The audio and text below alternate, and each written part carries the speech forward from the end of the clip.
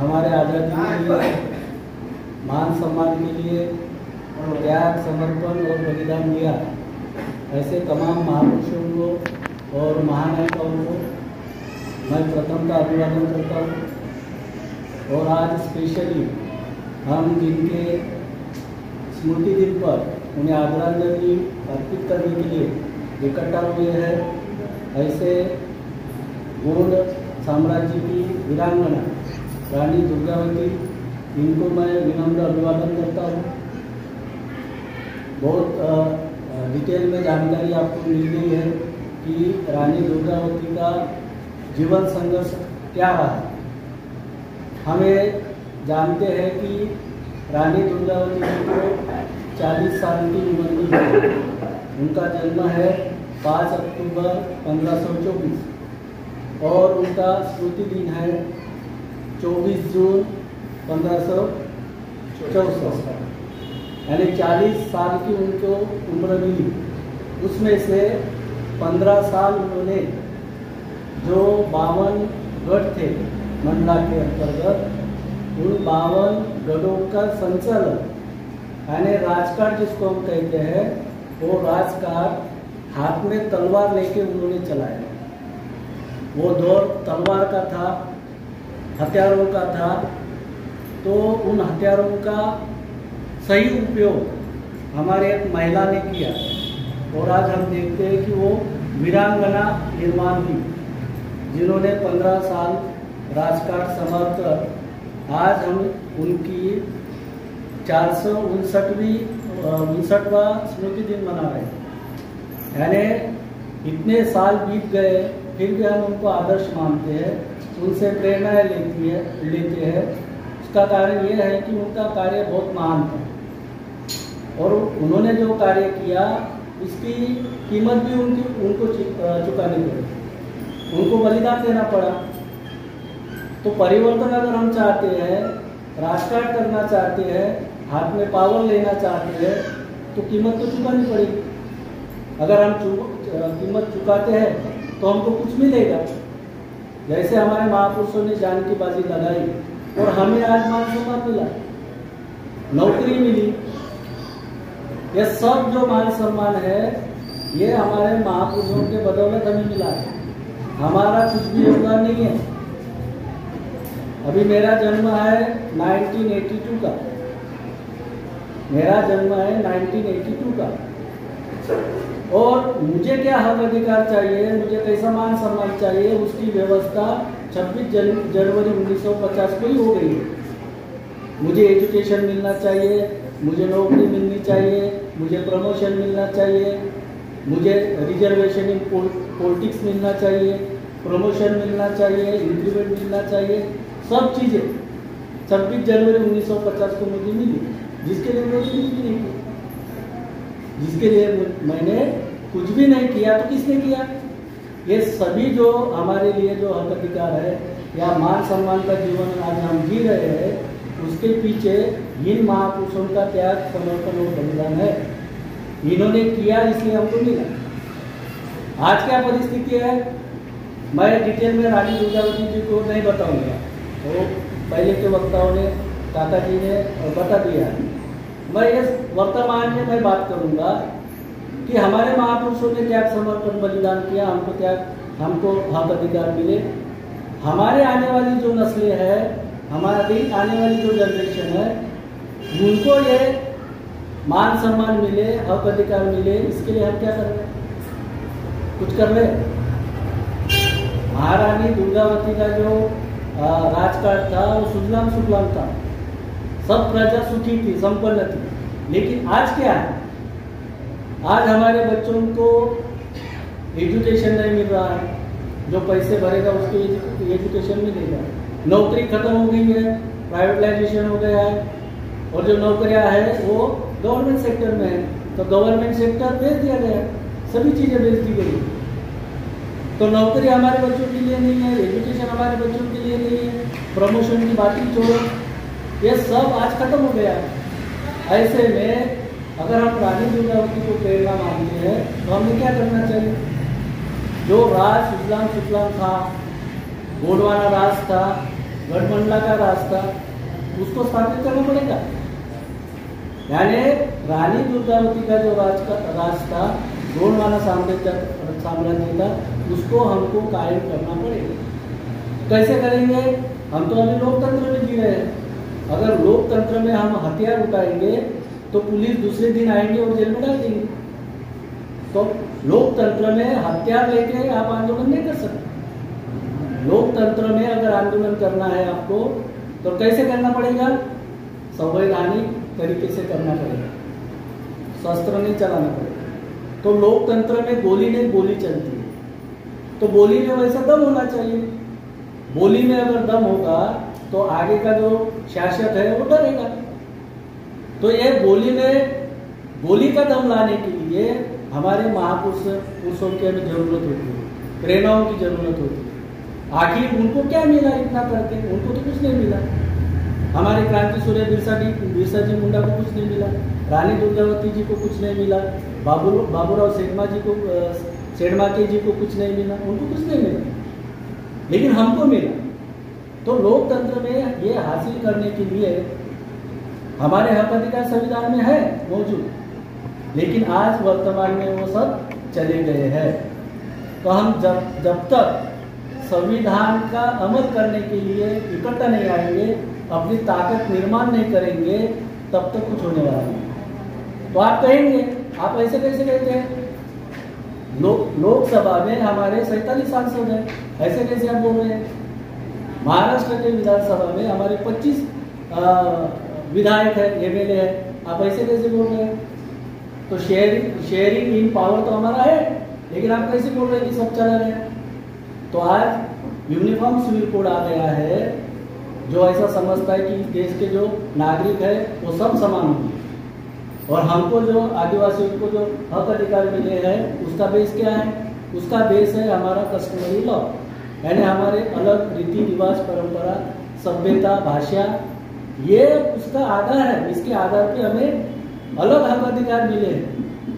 Doctor बाबा साहब आम्बेडकर ने बाकी लोगों को, एससी है, ओबीसी है, माइनॉरिटी है, इनको जो बाबा साहब ने हक अधिकार दिए वो हक अधिकार ही दिए सिर्फ। लेकिन आदिवासी ऐसा समुदाय है जिसको स्पेशल राइट दिए हैं, स्पेशल राइट दिए हैं जो किसी को नहीं दिए।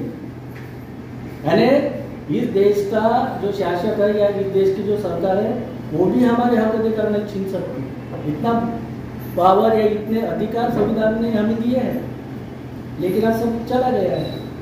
तो कहने का मतलब ये है कि हमारे सांसद है, विधायक है, फिर भी हमारे विरोध में कानून बने। अभी एक कॉमन सिविल कोड उसी का ही नतीजा है। ये जब बनेगा तो हमारे जो स्पेशल राइट है ये खत्म होंगे। कितने स्पेशल राइट है? 2 ही बताता हूँ, ज़्यादा नहीं बताऊँगा। एक है अनुसूची 5 जो हमको राइट टू गवर्नेंस का अधिकार देती है, यानी प्रशासन चलाने का अधिकार। रानी दुर्गावती ने जैसे प्रशासन चलाया और खुद को सिद्ध कर दिया, वैसे प्रशासन चलाने का अधिकार हमको मिला है 26 जनवरी 1950 में। अभी 75 साल हो गए, उसकी चर्चा ही नहीं है, मालूम भी नहीं। राइट टू गवर्नेंस का मतलब होता है जिस एरिया में आदिवासी बहुसंख्या में रहते हैं वहाँ का विधायक, वहाँ का राष्ट्रपति, वहाँ का मुख्यमंत्री, वहाँ का सेक्रेटरी, सब चीज आदिवासी होगा। यानी वो सभी चीजें पावर आदिवासियों के पास रहेगा। और आदिवासी सोचेंगे हमको स्कूल चाहिए, कॉलेज चाहिए, बैंक चाहिए, रोड चाहिए, क्या चाहिए, वो सब उसकी व्यवस्था वो आदिवासी लोग करेंगे। वहाँ पे गैर आदिवासी बिल्कुल हस्तक्षेप नहीं करेगा। छत्तीसगढ़ है, झारखंड है, मध्य प्रदेश है, गुजरात है, राजस्थान है, ये सभी आदिवासी मूल स्टेट है। लेकिन झारखंड अगर छोड़ दिया तो कहीं भी आदिवासी मुख्यमंत्री नहीं है, कुछ नहीं। तो यह अधिकार हमें 75 साल पहले मिला था, इसके ऊपर में हमने कभी अमल नहीं किया। अभी दूसरा एक अधिकार है अनुसूची 6 244(2), वो क्या कहती है? राइट टू ओनरशिप का अधिकार। राइट टू ओनरशिप का अधिकार है हम जिस जमीन पे रहते हैं तो जमीन के ऊपर और जमीन के नीचे जो जो चीजें रहती है उसका मालिक हम होते हैं आदिवासी होते। तो जमीन के नीचे क्या है? 89 प्रकार के धातु है, सोना है, चांदी है, यूरेनियम है, मैग्नीज है, बॉक्साइट है, सभी। ये जो अडानी अंबानी के कारखानों में जो भी जा रहा है धातु है वो हमारी जमीन से जा रहा है। वो करोड़पति बन गया और हम रोडपति, क्योंकि इसके ऊपर में 75 साल में अमल नहीं हुआ है। तो ये कार्यक्रम लेना हमारा उद्देश्य नहीं है। कार्यक्रम के पीछे एक उद्देश्य है, वो उद्देश्य यह है कि हम लोगों ने पूरे भारत में इकट्ठा आना है, क्योंकि भयानक परिस्थिति चल रही है, सभी चीज़ें हमारे हाथ से निकल गई है, आने वाले जनरेशन के लिए कुछ भी नहीं बचा है। किसान रास्ते पे है, कर्मचारी रास्ते पे है, सभी लोग रास्ते पे हैं, छात्र रास्ते पे है। अभी मणिपुर जल रहा है, 70 दिन हो गए, 70 दिनों से मणिपुर जल रहा है। वहाँ के हमारे आदिवासी जंगलों में पलायन कर चुके हैं, वहाँ शरणागत है। 60-70 हज़ार हमारे आदिवासी उनके बस्तियों से, उनके घरों से बेदखल कर दी गए। वही चीज़ पालघर में हुई, जो हाईवे बन रहा था वहाँ के आदिवासियों को जबरदस्ती से हमारी महिलाओं को बाहर निकाला, उनसे मारकाट की पुलिस लोगों ने, प्रशासन ने। तो प्रशासन हमारे विरोध में है, सरकार हमारे विरोध में है। तब इस परिस्थिति में हम क्या करेंगे, क्या करना चाहिए? तो रानी दुर्गावती ने उस समय जो तलवार उठाई थी, तो हमें कलम उठाने की जरूरत है।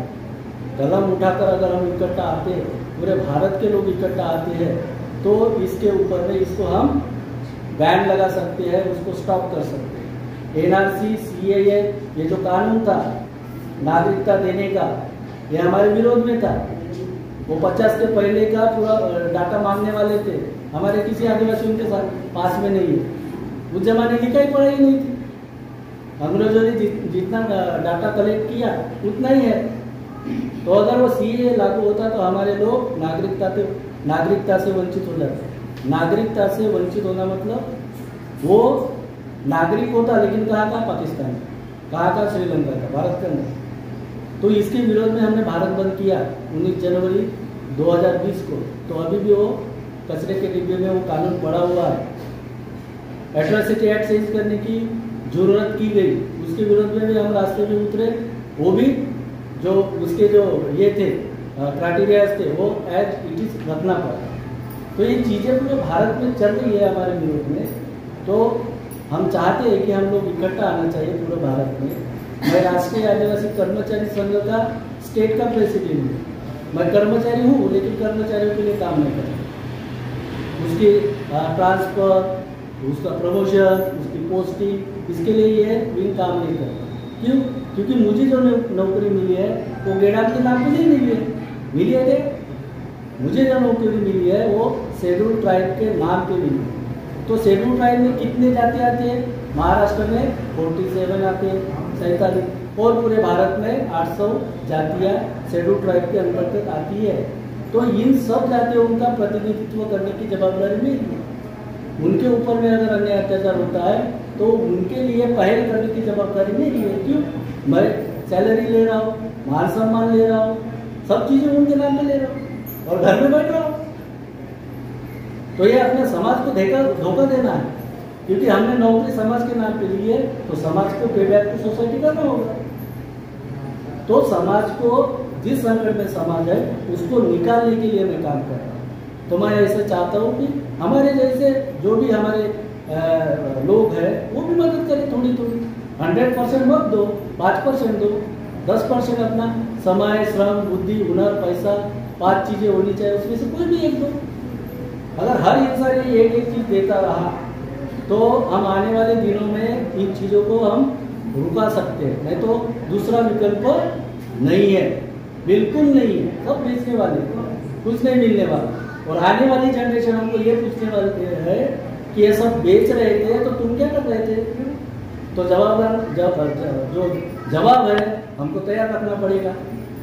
तो वो जो ये है घड़ी है या प्रसंग है, नहीं आना चाहिए करके हम सभी लोगों ने थोड़ा थोड़ा करके इसके ऊपर अगर काम करते हैं तो हम इसको रुकवा सकते हैं। इसके पहले भी बड़े बड़े कानून को हमने रुकवा दिए हैं, भारत बंद किए है। आज तक बीजेपी और कांग्रेस के अलावा पूरे भारत में किसी ने भारत बंद नहीं किया, लेकिन हम पहला ऑर्गेनाइजेशन है, राष्ट्रीय आदिवासी एकता परिषद हो या भारत मुक्ति मोर्चा हो, उन्होंने पूरे भारत में कार्रवाई की, एक्शन ली और भारत बंद किया। तो आने वाले दिनों में कॉमन सिविल कोड है, हमारा विस्थापन है, हमें जबरदस्ती से जेल में घुसा जा रहा है, लॉयर भी नहीं मिल रहे हमको, ऐसी परिस्थिति है। बेगुनाह लोग जेल में है, वकील नहीं मिल रहा उनको। वर्षा डोगरे ने उसका रिपोर्ट पढ़ा था छत्तीसगढ़ का, वकील नहीं मिल रहा और वो निरपराध लोग हैं हमारे जेल में घुसे जा रहे हैं। तो इन सबके लिए हमें आने वाले दिनों में संवैधानिक आंदोलन करना होगा और अभी 4 चरणों में राष्ट्रीय आदिवासी एकता परिषद के माध्यम से पूरे भारत में हम 7 अगस्त को भारत बंद करवाने जा रहे हैं। तो इस आंदोलन में आप सभी का साथ सहयोग होनी चाहिए, आपने आना चाहिए। क्रांति क्या करनी है, क्रांति किसको बोलते हैं? हम पार्टी में 15 लोग बैठते, टपरी में 20 लोग बैठते, तो ये 15 और 20 लोग कितने होते हैं? 35 लोग होते हैं। ये 35 लोगों को अपने घर के बाहर रास्ते पे बैठना है। भारत में 6 लाख गांव है, मालूम है किसी को? भारत में 6 लाख गांव है, 36 राज्य है, 614 जिले हैं। तो हर जिले में, हर गांव में 15-20 लोग अपने घर के बाहर अगर बैठते, पार्टेले पे बैठने के बजाय 15-20 लोग वहाँ बैठते पूरे भारत में, तो क्या हो जाएगा? भारत में हो जाएगा। और हम जैसा चाहते वैसा हम कर पाएंगे। और ये तैयारी पूरे भारत में चालू है। तो इस आंदोलन में आपने साथ सहयोग करना चाहिए, आना चाहिए।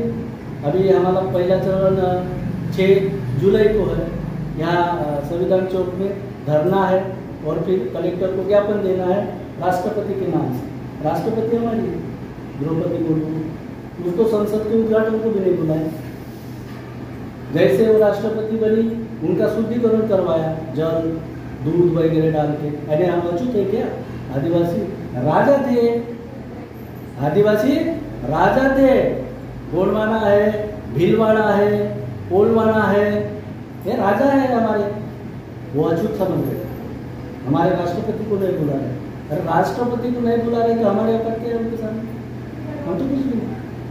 तो आने वाले दिनों में आप इसके लिए साथ सहयोग करेंगे, ऐसी अपेक्षा रखता हूँ। मुझे यहाँ बोलने का मौका दिया, साफ समय ले लिया मैंने, मैडम का भी समय ले लिया, माफी चाहूँगा और मैं यहाँ रुकता हूँ। सभी को जोहार, जय हिंद।